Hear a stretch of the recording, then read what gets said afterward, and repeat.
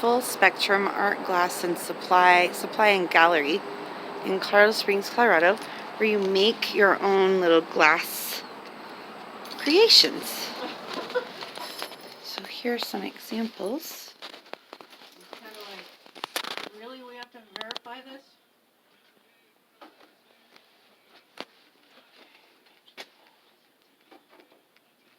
Okay, good. Of course, this isn't finished yet because we still need to paint it, but we're going to place it about 1/4 to 3/8 of an inch up from the bottom.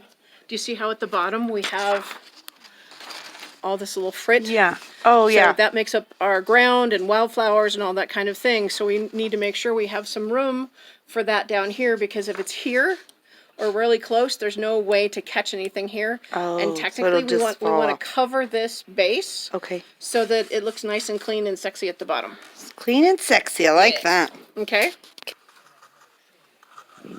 I'm going to mix a little bit of the black and white because I'm making shade. Mm-hmm. Okay. And I'll just do on one of these sample pieces so that you get to do your own. Okay. And I like to disappear some parts. So I'm going to cover those with paint. Okay. So that you saw in the picture, so that little square corners don't show through. And then we're going to go right up the side. And I don't like to do it as a stroke because I don't want to end up with lines. Yeah. And oops, there's a little nasty hanging off yeah. there. Give me Yeah.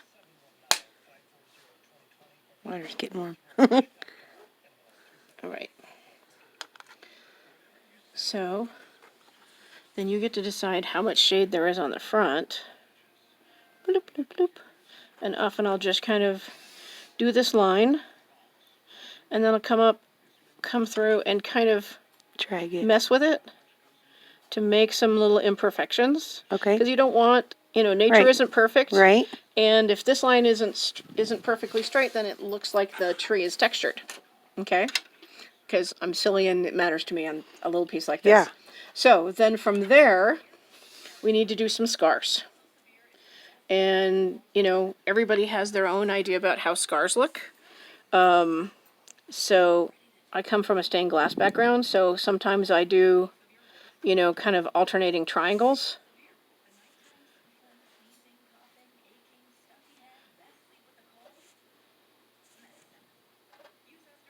And I go around because the little piece of glass is going to smooth on those corners. Mm-hmm. Now, the cheater's way, you just touch into the paint. Oh, okay. Bloop, bloop, bloop. Oh. So you could also do it that way.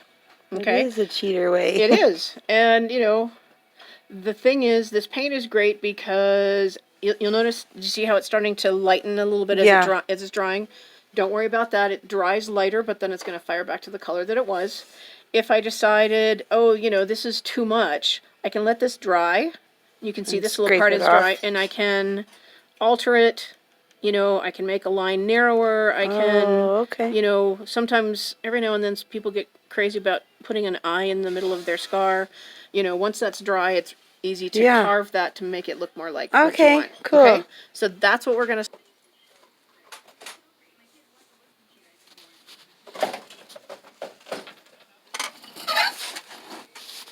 So, this is all glass frit. Frit is ground glass. I like to start out with a little bit of fine, and then we're going to work our way up to the other. Okay. So we're going to start out, we want to glue our hanger on. Okay. So you need about 1/8 of an inch or so sticking, and you're closer than I am, so you want it centered, and like I said, about 1/8 of an inch sticking up.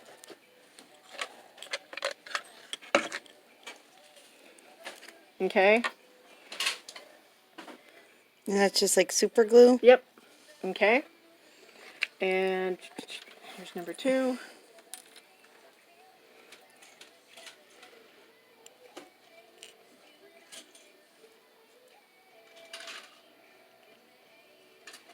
Okay.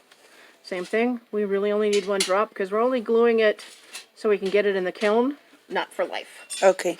Okay, if we were gluing for life, we would be gluing the bejesus out of everything. So, if you're happy with where your trees are. I am. Yes? All right, same thing. Quick little dot. You'll see that it kind of sucks up under. A little bit of capillary action there. Okay. So we'll give that a minute. We don't... A small dot dries faster than a big dot. And you don't really need big dots. This one just happened to spew some out. Yeah. That will all burn off in the kiln, so you don't need to worry about that. And they're already stable. Nice. Okay. So we're going to start out with, so this is fine frit. I use woodland brown for this. And I sort of establish where my Ground is. All right, it kind of, and aspen trees have kind of an oval shape to them. So I'm just kind of getting that hint. And we want to make sure that we're getting plenty of frit up on our hanger. Okay. Oh, because that's what seals it down. Right. Okay. Okay. All right. A little more down here than I really need. We're just going to do that. Okay.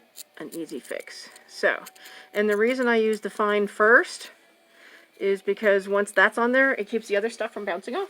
Oh, cool. Okay. Really technical. I like really technical. Oh, Okay. the secret ingredient. Okay.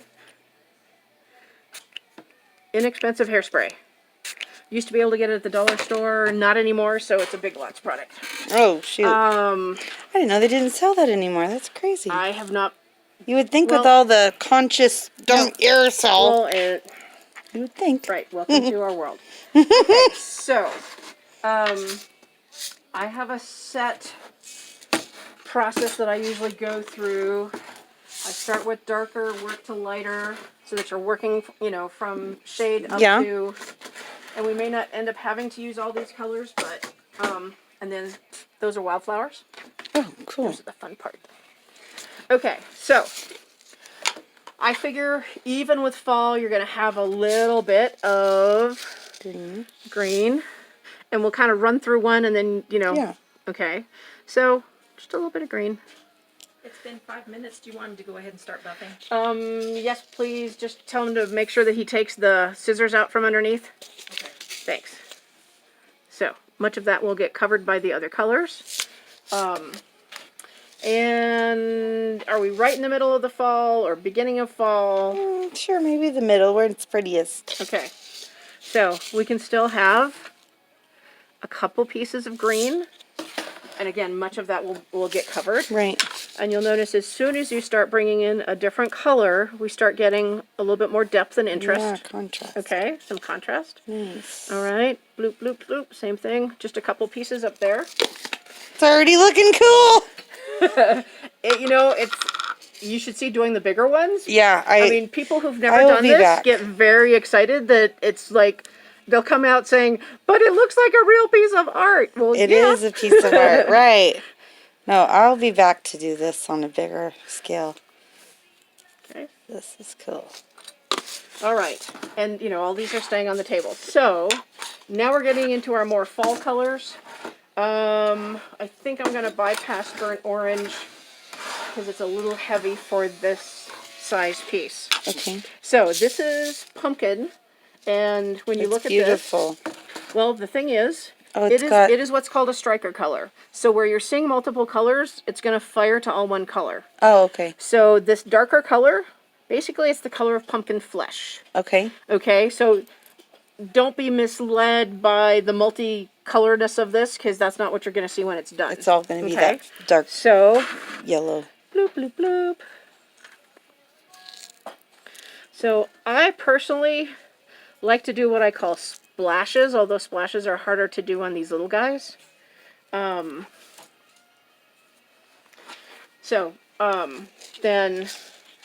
a few of them would fall down under the tree, right? Yeah. Give me here. Okay. Then we continue with the other colors.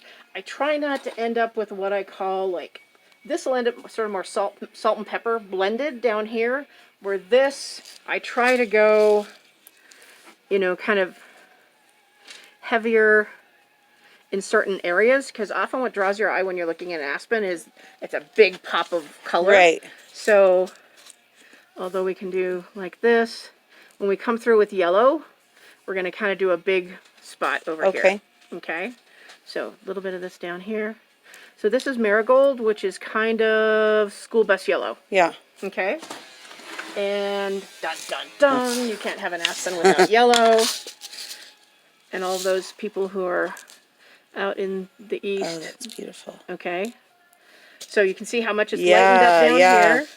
And let's do kind of a big splash of yellow there. Yeah. Right? And then it kind of peters out. Yeah. To Perfect. less there. Okay, I'm going to make sure we have enough up on our hanger. Okay. Oh, that's so cool. And one of my favorite things to do from here is just a tiny bit of this tangerine orange. Because it's a light orange that just kind of gives enough. Yeah. Right. So it gives you a highlight for that. From there, I pretty much do wildflowers. We're close to being done, although I teach my students to take a photograph, look at that photograph, and see where your eye is drawn. Like, this is kind of a big piece of green that would bug me, but we can camouflage him a little bit, cover him a little bit so he's not quite so distinctive. Here's our magic spray again. Okay. Don't get a lot on the tree. You don't want this to undermine your paint. Okay. Okay. And... so, do you want to do that one, or you want me to do some wildflowers first? Yeah, we can just finish this one. This one? Okay. And I don't even worry about some of this stuff that's in here, because then it just looks like things falling. Now, this is powder. And it's the same color. It's this marigold color. Okay. But I like to use it to kind of just reduce the amount of that brown line that we have from the frit from before. Okay. Okay. So I'm not turning it into a line of Cheese Whiz. It's just to make sure that we don't have that brown. And, you know, like if you have an area that has too much, you can just tone it down just a little bit. Okay. Okay? Cool. And the powder sticks better than trying to get a piece of frit to stay on there. Then, my favorite part. All right. Because we're doing fall, you really want some cobalt blue and some gold purple, because purple and blue are your complementary colors to those. So, where did my little spoon go?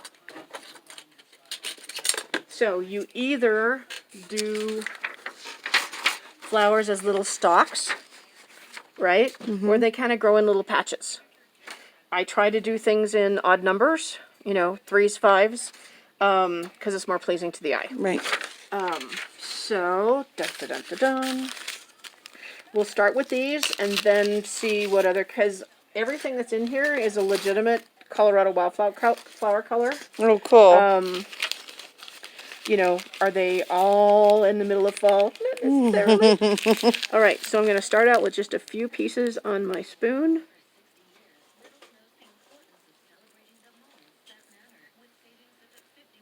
Okay. Oh, cool.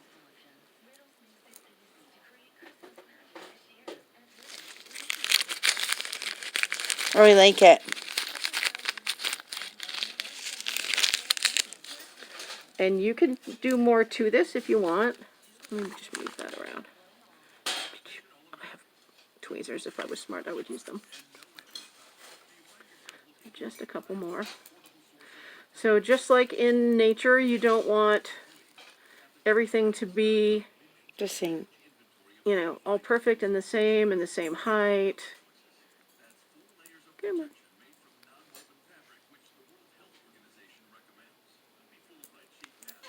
All right. That's Since cool. that didn't want to cooperate, let me grab tweezers. Let's see. So I'm going to try and make it a little bit more. Helps if I actually put the glasses on, right?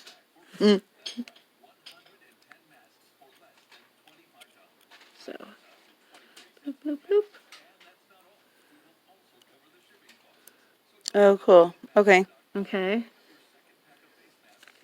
That's cool. So now we have some of those little guys, and then I'll come through with my.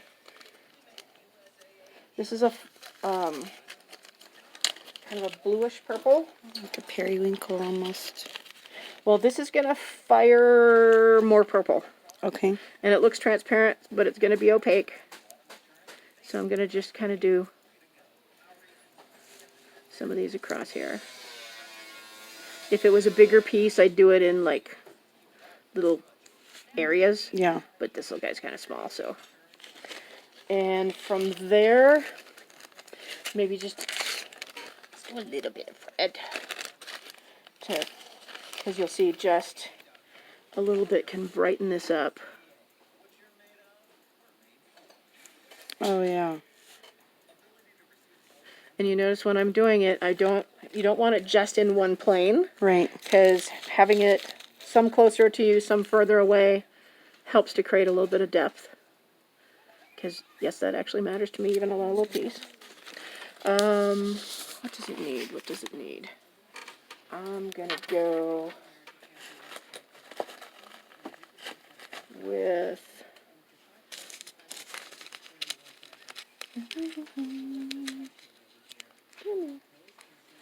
This is Egyptian blue.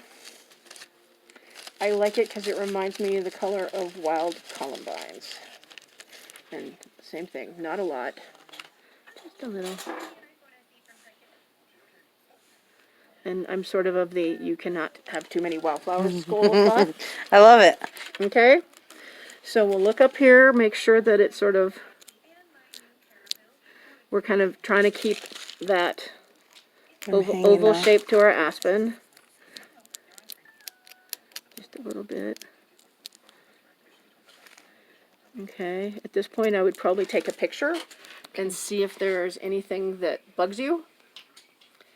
Because normally if it draws your eye, it's because it's either creating a pattern or breaking a pattern. It looks pretty good. Well, I like it. Okay? I like it a lot. And you can see no rocket science. Yeah. Okay. No, it's cool. Now, I will tell you doing winter is very different if you were going to do that. Because we have to paint this a little bit because you don't want the Sticking shadow out. and all that to show through our frit. And you have to make a lot happen with different colors of white. Okay. But, you know, have at it. Here's what we got so far. Okay, so those are the first two I did. Decided to just do 2 more trees because it's easier. So here I am on the trees. It's really cool. This. Alright, these are the last 2, the first 2, the last 2, and so she's going to put them in the kiln sometime in the next day or 2, then I'll come pick them up, and you will not see them on this video, so I don't know what to tell you. But if you are in Colorado Springs, come to Full Spectrum Art Glass Supply. Art Glass Supply, or Google it and call Coral for all of your glass making classes and needs. Cool. Much love and light.